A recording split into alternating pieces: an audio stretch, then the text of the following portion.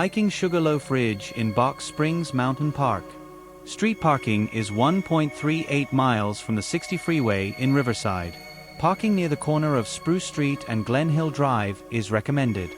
From there a loop can be formed by utilizing the ridge and city streets. The difficulty rating for the hike is moderate. The hike begins.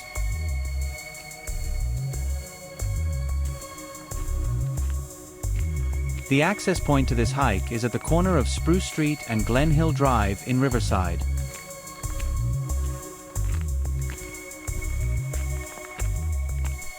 The hike passes near the base of Sugarloaf Mountain. I had climbed Sugarloaf Mountain earlier in my hike number 75 video. Passing to the east of Sugarloaf Mountain.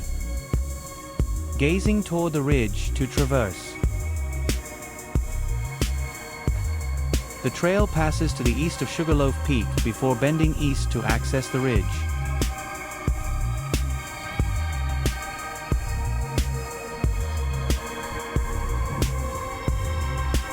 It doesn't take long for the views to open up. Leaving the well-worn trail to climb Peak 1760. Approaching the peak. This is the first of 4 peaks on the day.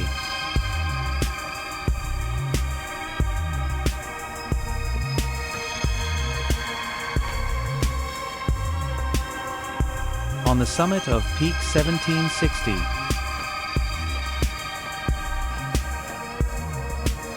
Panning toward Sugarloaf Mountain. 1 peak down, while continuing east on the ridge.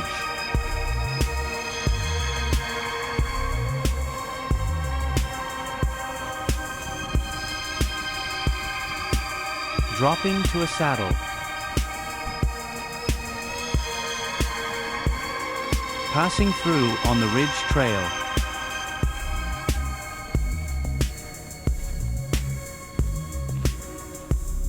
Approaching Peak 1980.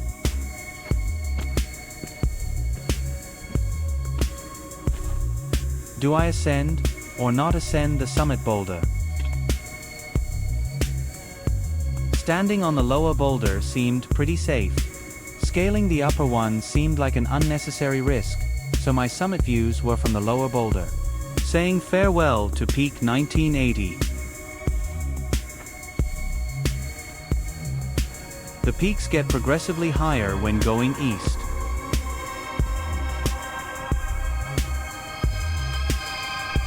Peak 2240 is the next one.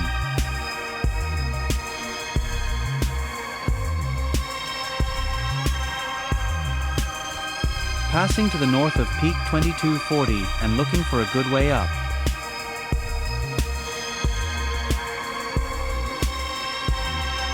Getting off the pathway to climb the peak.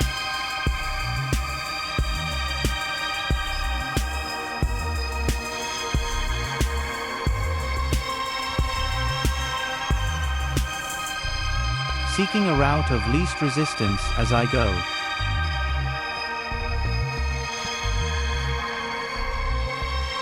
Closing in on the peak.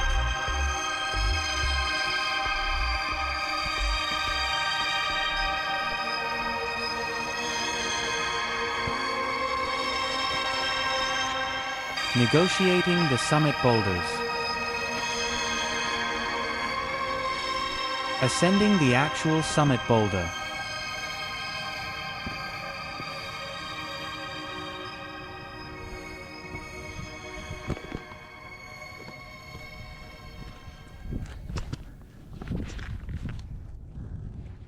On the summit of Peak 2240. The Summit 360.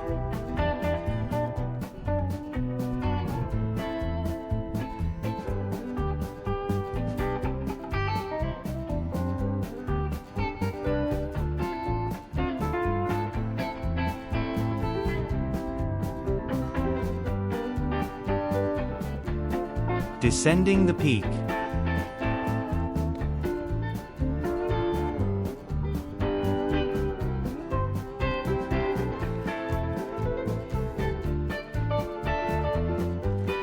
The next peak is Peak 2324.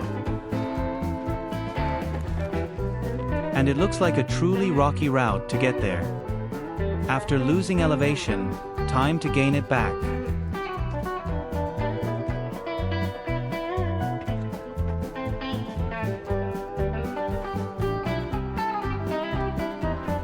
Looking for a good use trail to get up there.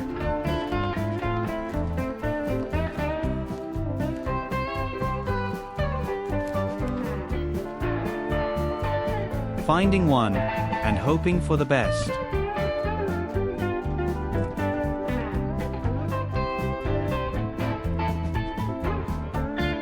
Rising back up to the ridge line.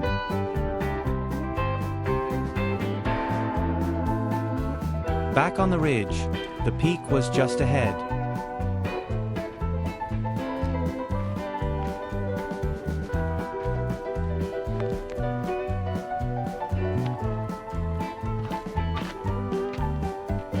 Ascending the summit boulders.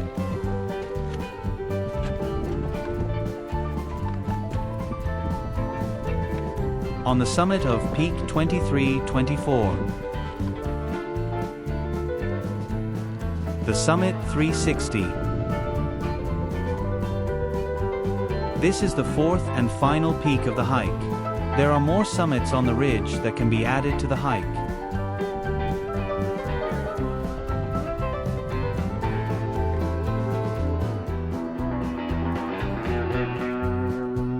Table Peak is the next summit to the east, but I have future plans for it. Descending the peak.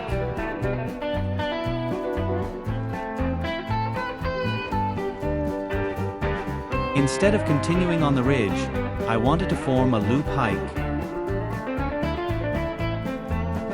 To do it, I took some visible wild burro trails which went in the direction the Two Trees Trail, which is seen in the distance, picking the route of least resistance.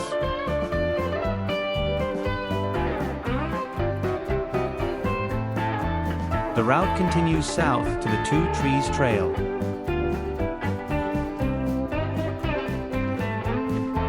While maintaining course, I was quickly on the Two Trees Trail. Once there, I was looking back up at Sugarloaf Ridge. While bending back on the loop, I passed through the only shaded section on the hike.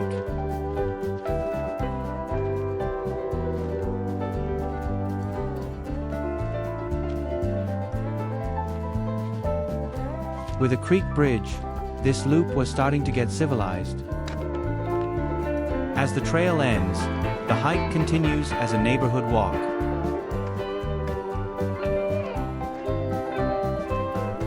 Closing out the loop by returning to Spruce Street.